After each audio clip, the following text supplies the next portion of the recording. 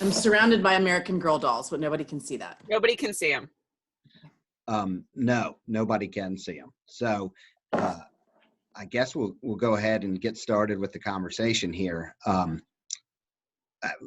It's kind of a strange time to be selling real estate. It's a strange time to be doing anything, really.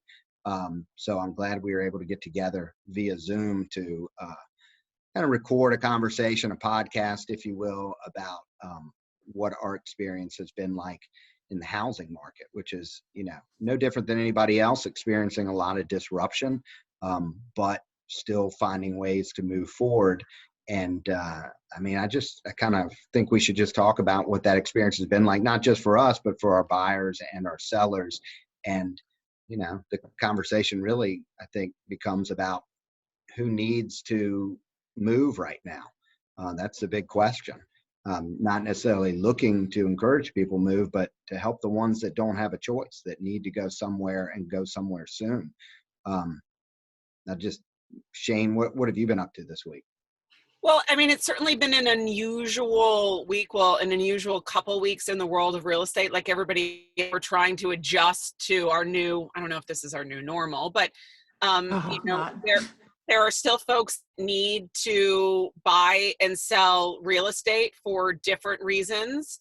I have a couple of clients, one specifically that is relocating. And so that has been in the work for months and months and months. And so we've continued to work on getting their house on the market, but again, doing it in a different way than we would have done it normally.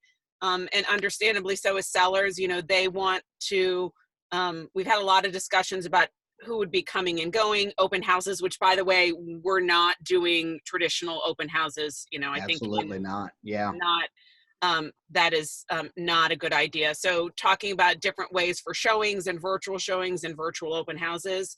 But it certainly has been a wild couple of weeks trying to figure out how to help our clients, again, both on the buy and sell side, and quite honestly, protect our two as agents and, people that come home to our families, trying to find that balance has been interesting. Mollie, what about you? What's the last week been like for you? I have been, I have a couple of listings coming up, which the big question has been, what do we do? And do we hold off? Do we not? We are just trying to get everything on as quickly as possible. Mine are both vacant. And so I don't have quite as much of that concern of people coming in. More of the concern is making sure nobody overlaps and we don't have groups on top of each other and give everybody the space that they need to be able to view the home. I've been thinking about, and I haven't quite fully developed this, but somehow doing the virtual tours, but kind of doing it more specifically and longer ones than our normal marketing videos that we do, to be sure to offer the ability to see the house to somebody who might just not want to leave their home, but is really interested too. So that's a changing thing for sure. And then the past week too, was lucky enough to get leading up to the week before everything kind of shut down, getting a bunch of things under contract. So we've been doing a lot of inspection stuff, which has also been trying not to overlap with people and respect people's spaces and all of that. So it's definitely a little different. It's just changed so quickly here over the span of 3 weeks about how we've got to figure this out quickly to help the people that do need to move. I had a listing 2 weeks ago that went under contract very quickly, and the showings were strong. We had a big day of showings the first day, and the second day was good. And then it started to dwindle a little bit, but we had these second showings come back. And ultimately, the person who bought the house is quarantined in New York City. They did not see the house. They saw it virtually through their agent's phone. We had a video tour of the house we had prepped in advance. If I was just getting ready to list a house right now, that video tour would be twice as long and more detailed. I think, we've had to figure out really quickly what's the best way to keep people home, but still give them an opportunity to tour those homes. For me, the biggest thing is I've been doing this for many years, and I can't remember a time in March when I saw my family this much.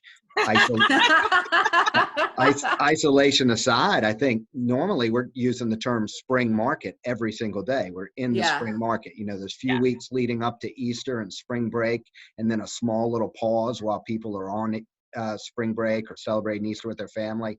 And then it is just all out madness in our business, and fortunately has been since we've kind of come out of the Great Recession a few years ago, or the housing crisis a few years ago. So now we've got a new challenge, and my hope, like everybody else, is we'll get back to business at some point this year normally, and maybe that spring market becomes a summer market or even a fall market, which we really haven't ever seen around here. But just the changes and how fast it changed really has turned us all upside down, and not just us, but our clients. I mean, a lot of my clients, we start the conversation about selling their home the previous year. We had meetings in the fall or over the holidays last year to talk about when we were going to put their house on the market, what that day was going to be, and start working towards those goals. And some of those people that, you can't just stop the train that easily. We've got to move forward, but we've got to make adjustments to move forward. It's really been, it's been incredible to be figuring out ways to change how we're doing things. Well, Graham, I think you touched on something really interesting, and time will only tell. To your point, like spring is normally our busy season. And to be clear with everybody, there are still folks that are out there buying homes. If you look at the data from March 12th, there are plenty of homes that have gone under contract at varying price points. But maybe not at the pace they would have been. And so it'll be interesting come summer or fall, because we don't have enough inventory for the buyers out there. That was a trend leading up to this, and with interest rates being low, it'll be interesting to see if our spring market, if you will, shifts into late summer or fall. But time will only tell on that. I can see that happening because right now, and I think a lot of people say this on their listings, list agents, like only serious buyers, only people that are actually looking at selling, at purchasing, only people that are, pre-qualified and ready to go with their lender, or they have their proof of funds letter or whatever. Because don't want people coming out just kicking the tires and looking at houses kind of half for fun and half serious. And those people really aren't doing that anymore. But that, I think that I can totally see that happening once we can go out and start doing more stuff. People just being like, I've got to get out. Let's go look at houses and doing this. And what'll be interesting on the other side of this is to see the permanent changes that we kind of implement and differences we might see. I think in the past it's been, okay, these houses are moving so quickly, we've got to get you in to see anything that might be of interest to you. And so as real estate agents get better at working virtually, my hope is we will limit the number of people coming through to see a house. Feels great to know you get 20 showings the first weekend, but wouldn't you rather just have 10 people come through that actually were a good match for this house, spent more time at the house, got their questions in, took a good look at the property, and then you enter into an agreement with them, whether you're on the buyer side or the seller side? I think that would be an improvement in our business. And so hopefully we'll take a lot of the positive improvements away from this and sell houses a little differently. That's true. That's true. And not having a poor seller prepare their house. I hate that when you have a client who's a seller prepare their house because they want to sell it and they get it all ready and do all this stuff, and somebody comes and sees it. And I've been on the buyer side of this too, but then it's like, oh, well, they're just started their looking and they're not really that serious. And your poor buyer has gone through all this work to get their house ready. So maybe that'll be something that doesn't happen quite as much anymore.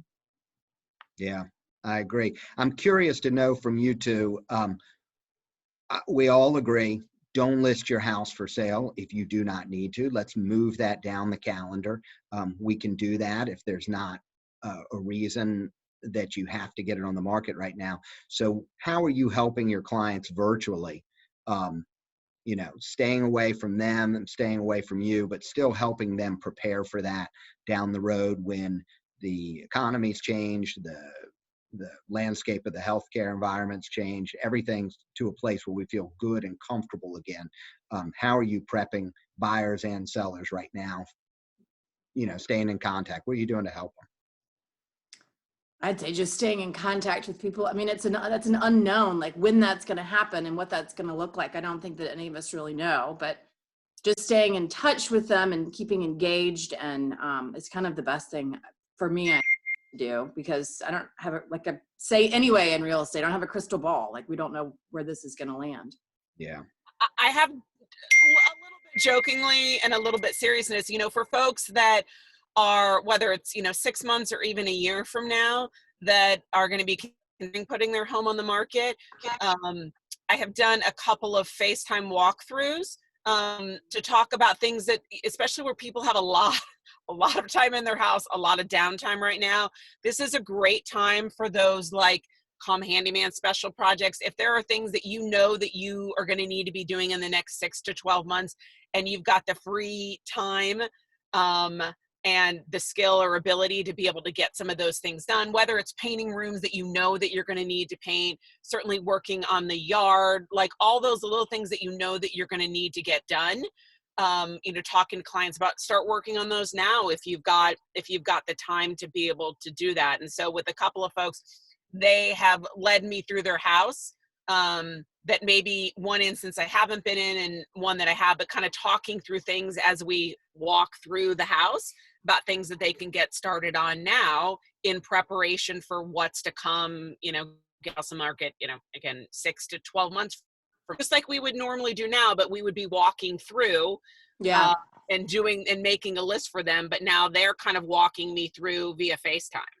Yeah, it's kind of reverse, where you're leading the walkthrough in person. Now they're leading the walkthrough. I talked to one agent yesterday who told me they did the same thing. They did that virtual walkthrough. Then they ordered a bunch of things online, had it delivered to the client's house, and then through FaceTime, she is helping them arrange those items in the house so that if it's 30 days from now, they list the house. If it's 60 days from now, they can just snap their fingers, get the photographer over there and go. And I know, Shane, from talking to you, we've run into some photographers who have said, hey, I'm only photographing vacant homes right now. Is that right? Yeah. And while that's a challenge for us, I mean, photographers have to be concerned about their safety, honestly, their client safety and our safety. So there are still photographers out there that are shooting occupied homes. But others have made the decision for their business and for their safety that they're just not comfortable doing that. And those are difficult decisions. And I know they didn't come to those decisions very easily. So we're working through those and staging options. There's, a number of staging companies that have put a hold on things, either vacant homes or occupied homes. They've put a hold on those things temporarily as well. Mm-hmm. I think curb appeal is something every seller can work on right now. I mean, who doesn't have time to work in their yard? Absolutely. And you said, Shane, painting. I mean, painting is something that we can all do. A lot of us don't like it. Most of us can do. But like, if you're going to paint or, need to paint some rooms, then you can save yourself a little bit of money and give yourself a project to do over a few days. Yeah. In the room. And on that stager, I took pictures of a house. Normally when I would have a stager, my stager come and look at a house with me, I instead took like 20 pictures of every room and kind of explained it to her and sent her everything. And she was able to send me a whole list of what to do. And we just did it virtually. And that worked fine. Yeah. I'm trying to, like everybody, I'm on social media all the time trying to find a distraction. And I found that is a great place to get some new ideas. I mean, Richmond, God, the creativity in this city is just off the charts. And so it's been really exciting to see the way other business owners are tackling this disruption. I think I read an article last night about Arden and how they've turned basically into a pop-up food bank. I mean, that's just one thing that they are doing right now. So if you all seen anything that's kind of inspired you or given you some ideas about how to get creative with what we do in real estate during this time? I think it's been, certainly in the past week, I have gotten more phone calls from other agents, from other firms about what they have coming up or listings. I've gotten a lot of phone calls recently from other agents. I've had listings that have hit the market and everybody says, oh, by the way, how many showings did you have? Oh, by the way, how many offers did you have? I think we're we're anxious to collect information and data so that we can share that with our clients. And so even just yesterday, I probably had a handful. I mean, I had a lot of conversations with agents about what I'm experiencing and what they're experiencing. And so, our office does a really good job of collectively sharing that information, but it certainly has been an influx of conversations with other agents throughout Richmond to get a feel for what they're experiencing at different price points and different neighborhoods, a little camaraderie, again, throughout the Richmond marketplace with different agents and different firms that, I wouldn't necessarily have, a 20-minute conversation with on a Wednesday. I mean, I've lost track of what day it is now. But, I don't know. I've gotten some of those calls too. And it is because like anytime the phone rings, I'm like, oh, I have somebody to talk to. Hello, how can I help you? And it's interesting. They are long conversations, but talking about how different people's firms are handling different things. But it is like, well, what are you seeing? How are you advising people? Yeah, reaching out and just kind of making contact. I think we're all just trying to make contact with people. Well, I mean, I think that's one of the great things about our business is it's so collaborative. You've really got to be able to work with other realtors. If you have the seller, you've got to work with the buyer. I mean, we've got to find ways to work together. And looking around town right now, you see that going on everywhere. So I'm glad we are in an industry that really depends on that collaboration, because that'll give us a chance to strengthen what we do. I mean, speaking to the collection of information, the MLS is still such a great resource for us. I mean, we can track everything that's going on there. So it's good to point out that for our clients that are anxious to buy or sell, but know this isn't the time for them, we can help you track that data and see what's on the market, see how quickly things are selling, be prepared. We're still a key resource for those clients, even when they're in a little bit of a hibernation period like right now. Nerd alert over here. You guys know I love data points, so I cannot not chime in, but in conversation with my clients, to point out that since March 12th, there have been 11 homes in the Fan and the Museum District that have gone under contract, ranging anywhere from 3 to 1.4 million. So big swing. So those are really good. Like, those are good data points to be able to speak to when folks say, are people buying homes? And so our MLS gives us a ton of data points to be able to help our clients understand what's going out there in the marketplace. Yeah, it's great. I mean, we've got to watch that. I love a good Excel spreadsheet, so I can't help myself. Yeah. I'm such a nerd. I am.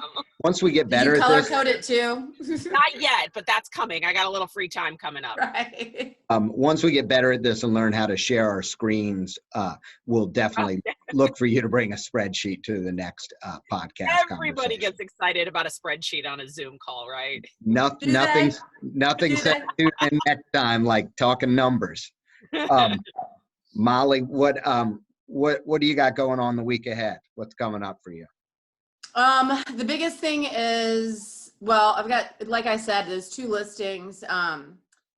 I am working on I did have to go out to a property yesterday to go walk around with the contractor who's getting it ready, but we kept our social distance. And so that's kind of my big thing that I'm working on.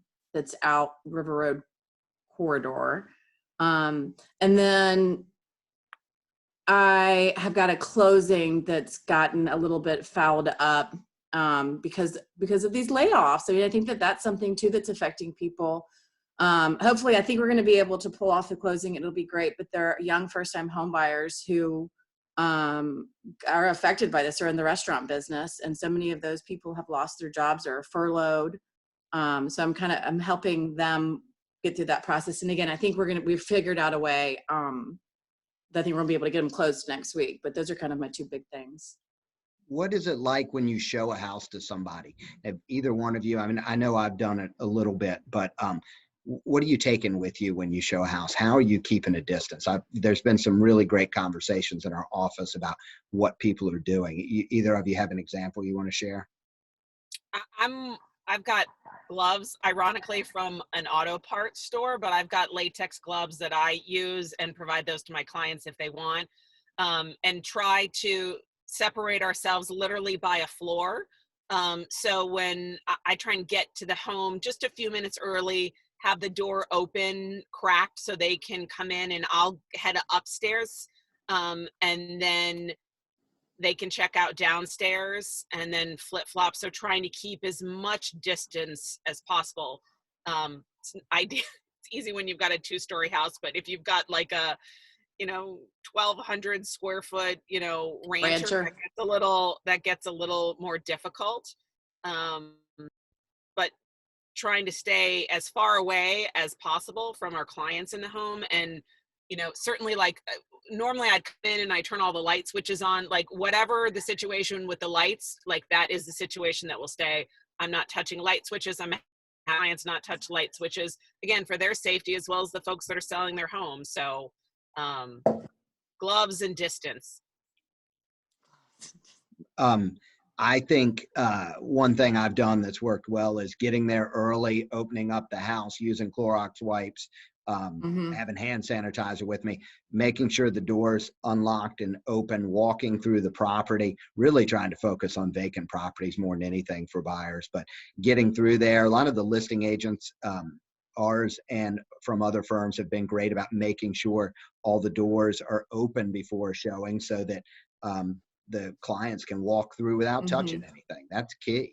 And then, really, honestly, if the agent can get through the house first, there's no reason, especially in a vacant property, no reason you can't stand on the front porch while your client goes through and you talk on the phone to review some of the things you noticed or they're seeing that they want to ask your opinion on. You can keep that. Keeping 6 feet is not hard. Now, a small house, it gets harder, but if you think it out before you get there, it seems something that is achievable for those buyers that need to be out looking at homes.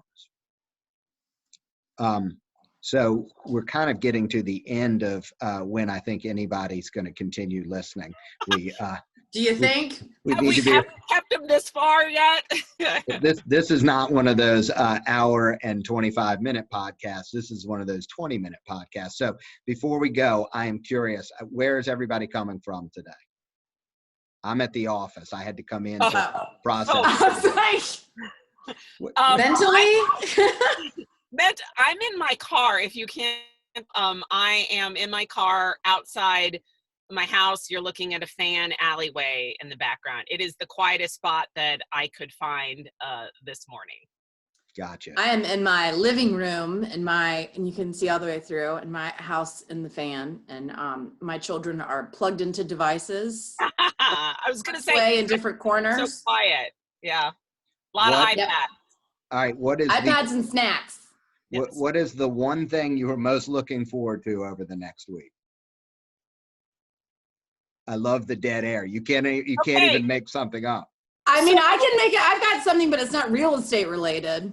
Oh, I'm just in general. Tell us what you're doing to get through the monotony of isolation. Well, I got a new puzzle yesterday, and it's a Liberty puzzle. If anybody knows what that is, it's one of those wooden, really beautiful puzzles. I traded a puzzle with a friend of mine. She left hers. She left this Liberty puzzle for me on her doorstep in a bag, and I brought one of mine to her, and we didn't see each other, but we swapped. So I'll be doing that. And then we're doing another round of front porch bingo this weekend. And so those are our big things. Tell all of our listeners, and there's probably at least 4 by this point, what is front porch bingo? This is something my 10-year-old came up with. So here in the fan, we are lucky enough that our front porches are far enough away that we are definitely, I mean, we're 15 to 20 feet away, but close enough to be able to have a conversation and hear each other. So we have last week I organized our game closet, and I found an old school bingo game thing that we've got. So she put together handing out bingo cards to all of our surrounding neighbors, and we got prizes, and she had her microphone and called it out, and a lot of people played, and we had a great time. We put the bingo cards in Ziploc bags and sealed them up hours before we delivered them, so they had been in isolation or whatever. And then we got a gift certificate to a local restaurant, some homemade beef jerky, and the grand special secret prize was a 4-pack of toilet paper. That's a good one. Yeah. Good work. So Good work. this week they're working on, my daughter and my husband are working on musical bingo this time. So the bingo cards will have names of songs, and then they've worked on a playlist that they'll play snippets of the song. And so That's you went from 0 to 60 really fast on that. That's some next level bingo right there. That's awesome. I know. That's It Well, awesome. almost that's Mike sounds and like you B. have the time to do Yeah, I stuff. would say that's Mike and B working on that. And there's not much else to do. I mean, the schoolwork, but that doesn't really take that long. And another neighbor volunteered to provide the prizes for this week. So we'll see how long this goes on. Gotcha. What, Shane, what about you? What are you most looking forward to in the week ahead? Well, next week was supposed to be spring break. And Ugh. my Thanks family, for the reminder. Thank you. God, Shane. Wah, wah. So us and 2 other families were supposed to be headed to Jamaica for a week of relaxation and fun in the sun. However, what we refer to as the Lot Learning Academy, not a lot of learning going on, but Lot Learning Academy is going to be off for spring break next week. And so no learning, again, not that a lot of learning is taking place regularly, but there is no learning that is going on. And I think my husband is going to try and take a couple of days off from work and do some fun things with the kids. So no learning, probably still a lot of iPad time, but no learning. And we're going to do a Zoom Jamaica Wish We Were There kickoff over the weekend with tropical drinks and Bob Marley in our respective homes with the other families that we were gonna be there with. That's cute. We're supposed to be with my family in Florida, so maybe we'll all do that in Zoom from our different homes. Get some tropical drinks and some beach music. We were,